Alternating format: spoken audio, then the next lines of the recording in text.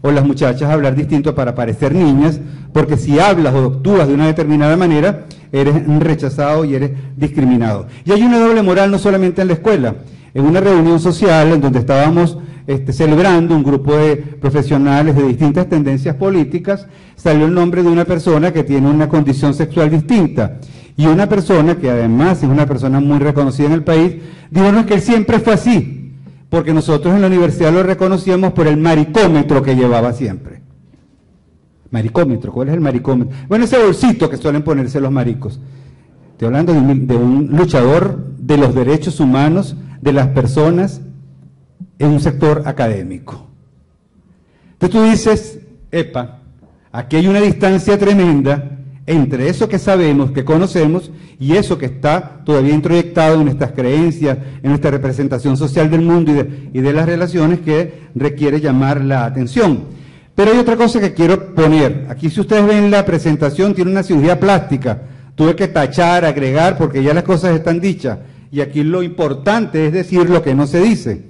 Es que, fíjate otra cosa, cuando hubo el tema de la Asamblea Nacional, del diputado Carreño, pues cuando hizo la mención para descalificar a otros, dos cosas llamaron la atención. Una, que se utiliza esa condición para descalificar, o sea, lo que significa utilizar la condición homosexual, y la otra es lo que pasó en las redes sociales, de todos los seguidores ofendidos porque habían llamado a la persona homosexual. O sea, consideraban que la condición era la peor ofensa que se le podía hacer, en este caso, al ex candidato, y eso llama la atención. Llama la atención también, y creo que es importante, el hecho de que la disculpa pública baste.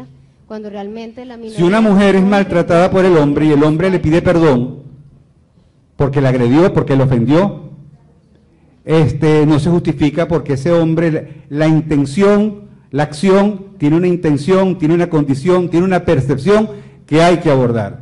Entonces hay que tener mucho cuidado con el perdón, porque el perdón puede ser la forma fácil de decir, me arrepiento de lo que dije, pero hay que preguntarse por qué lo dijo. Sobre todo a alguien que le toca defender y crear leyes para garantizar los derechos en el país. Entonces estos referentes sociales van llegando a la escuela, porque la escuela es un espejo de lo que pasa en la realidad. Entonces te vas encontrando que en muchos casos los maestros, docentes, colegas, hablan con los padres para recomendarle un médico que busque un psicólogo apropiado, un psiquiatra apropiado para que se cure el muchacho, porque él se lo busca. Realmente con su comportamiento se lo busca, porque es que realmente es amanerado, chico. Entonces él hay que apoyarlo, y apoyarlo es que sea distinto, que renuncie a lo que él es, para que pueda entonces satisfacer y por lo menos aparentar, no parecer, porque los que no son amanerados no tienen tanto problema como los que son amanerados, porque eso se les ve. Entonces lo que importa es que no se vea, porque hasta ahí llega la escuela. Entonces estamos hablando de una escuela inclusiva, estamos hablando de justicia social, estamos hablando de transformaciones en nuestras relaciones y en nuestros vínculos, pero nuestras actitudes dicen absolutamente todo lo contrario. El otro tema, que es que este tema no es una situación que se hable, no existen programas que tengan la intención de hablar sobre el tema. Se habla de la sexualidad solamente en lo reproductivo, o en la prevención de las enfermedades, las infecciones de transmisión sexual, o los embarazos. Pero no se habla de las relaciones y de toda la diversidad, de todas las formas distintas, de todas las condiciones. Eso no se toca, porque se considera inmoral, y aquí aparece la parte religiosa, o se considera patológica, y aquí aparece ese informe equivocado, transversado. Y fíjense que no estoy hablando, yo prefería hablar de lo que sucede. Nosotros tenemos un libro que se llama Tengo un adolescente en casa, y uno de los aspectos, uno de los temas que se toca es la orientación sexual o la condición sexual. Hay gente que no compró el libro por ese tema, o que compró el libro y nos llamó o nos mandó un mensaje que le extrañaba cómo era posible que nosotros estuviéramos promoviendo y legitimando el que los muchachos tuvieran una condición inmoral. Colegios públicos y colegios privados. Esto es transversal, esta visión. Entonces tenemos que darnos cuenta que no hay una formación, y que es un llamado del Ministerio de Educación en los planes formativos, en donde se entienda la sexualidad con todo lo que significa la sexualidad en sus diferentes formas y expresiones. El lenguaje es importante, chicos. No, yo acabo de ir a una obra de teatro donde la gente se rió, donde se paró la gente al final, y la forma, utilizando el humor, utilizando el chiste, utilizando la broma para descalificar al que tiene una condición sexual distinta, era lo que más hacía reír. O sea que esa forma de reírte, de burlarte, de descalificar, y sobre todo de utilizarla para poder rechazar al que piensa distinto, al que tiene una visión distinta, política, religiosa, eso es una realidad que tiene que interpelarnos y tiene que hacernos pensar. El otro tema que es importante es el rol de los medios de comunicación.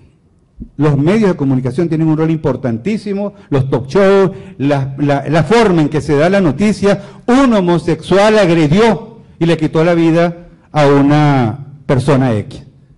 ¿Por qué ponen un homosexual? Pudiera ser un heterosexual.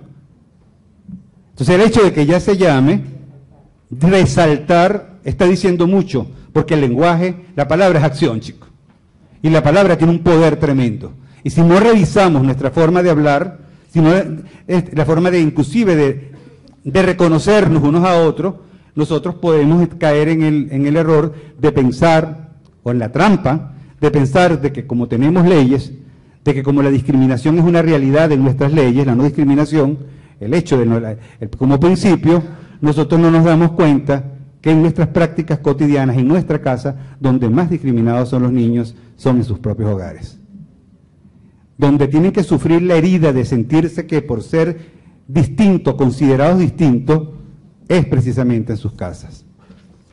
Y habría que preguntarse, ¿no será que nuestros niños que tienen una condición distinta nos recuerdan nuestras propias discriminaciones internas, nuestra propia incapacidad de sentirnos incluidos?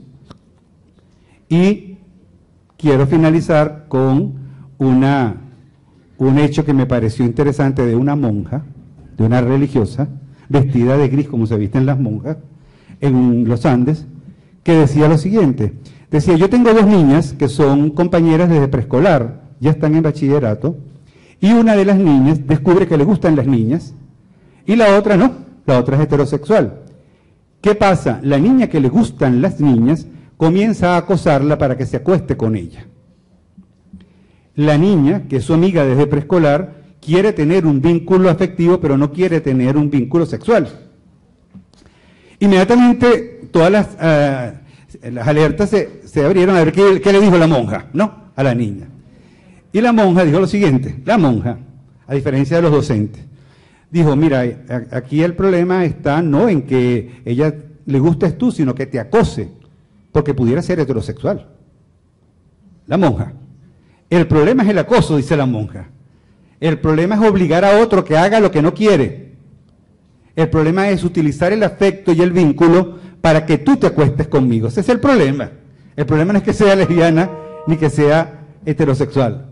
Una monja como de 45 años.